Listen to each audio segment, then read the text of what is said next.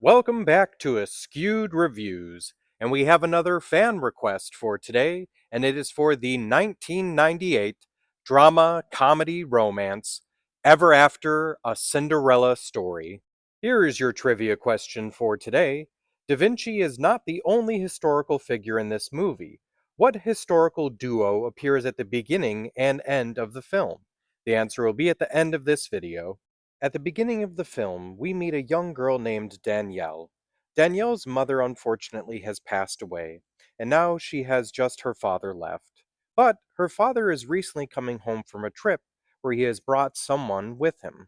In fact, her father has brought a few someones, as he is now married to Baroness Rodmilla, and he has brought home her two daughters, Marguerite and Jacqueline.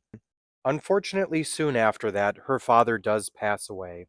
So now it's the Baroness and her two daughters that seem to be running the estate. Danielle is no longer treated like a member of the family. She is now treated as a servant.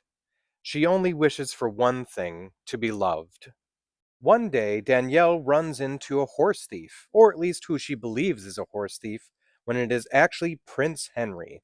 Now, he doesn't take much mind of her and is actually trying to escape and run away from the castle. You see, the king and queen want what's best for their country and not so much what's best for their son. So they want him to marry a Spanish princess to unite the two kingdoms. Oh, also, while trying to escape, he does run into Leonardo da Vinci, who is apparently a guest of the king and queen. Eventually, Prince Henry, reluctant as he may be, does actually come back to the castle. It is at this time that the king makes a deal with his son. If he can find a noble woman that he can fall in love with within a matter of days before the masquerade ball, he can then marry her. The Baroness catches wind of this and decides to enact her plan of getting her daughter Marguerite to marry the prince. Now, around this time, Danielle has disguised herself as a noble lady trying to help out a friend who is in dire need.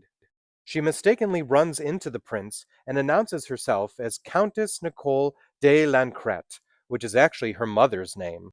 So the real question becomes, can Danielle keep her secret while at the same time having the prince fall in love with her? Or will the Baroness's plan go into completion? This film is directed and co-written by Andy Tennant. Drew Barrymore has stated on multiple occasions that this is her favorite of all her films. There are two things that make this adaptation of Cinderella very different from all the rest. Number one is, in no way, shape, or form is her name a variation or a version of Cinderella, and there's no magical or fantastical elements in the film. This movie takes place and was filmed in France. While filming the movie, Megan Dodds and Melanie Linsky actually shared an apartment to really get that sister feel during the production. This was really the film that introduced Americans to the actor Dougray Scott. Scott was also not the only choice for the character of Prince Henry.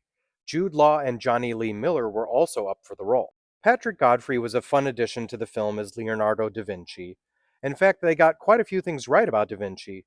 For instance, he carried the Mona Lisa with him until his death in 1519. Also, Leonardo did in fact invent some shoes to try to help him walk on water. The painting that Da Vinci does of Danielle is actually supposed to be modeled after the painting he actually did called La Spigliata. Michelangelo is also mentioned in this film.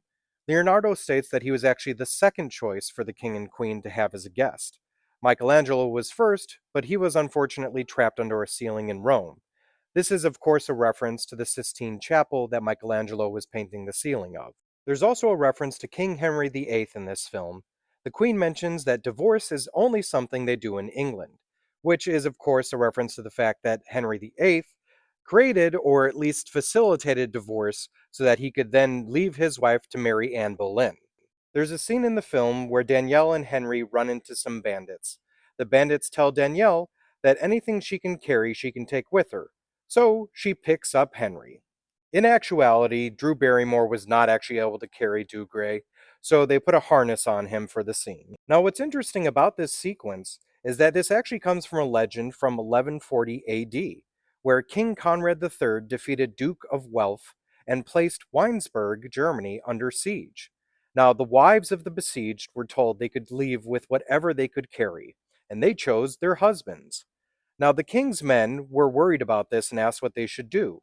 He laughed and said, "You should always stand by your word." Angelica Houston and Drew Barrymore have been involved in the acting world for quite some time, but also so have some of their relatives, and they've actually worked together.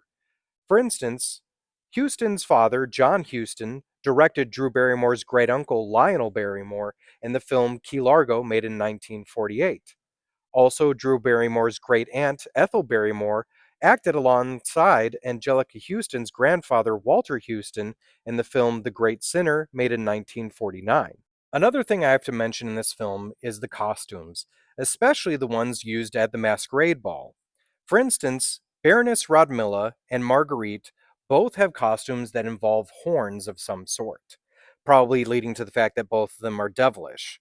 Also, the Baroness has a lot of gold to represent her greed, and Marguerite has the peacock feathers to represent her narcissism.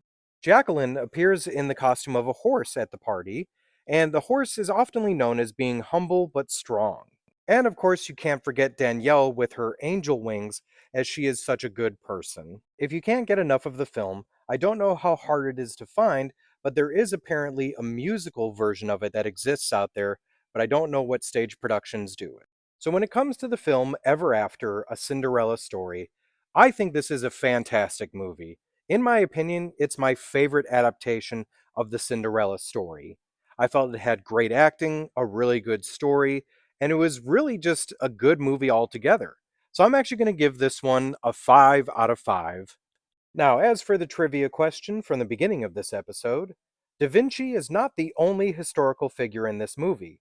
What historical duo appears at the beginning and end of the film? At the beginning and end of the story, there are a pair of brothers that the great great granddaughter of Danielle is talking to, and it's actually the Brothers Grimm. She is talking to them about the fact that their version or other versions of the fairy tale of Cinderella is technically a little incorrect. I hope you enjoyed this episode of Askewed Reviews. If there's a movie you'd like to see get a review, just mention it in the comments. And as always, like, comment, share, and subscribe.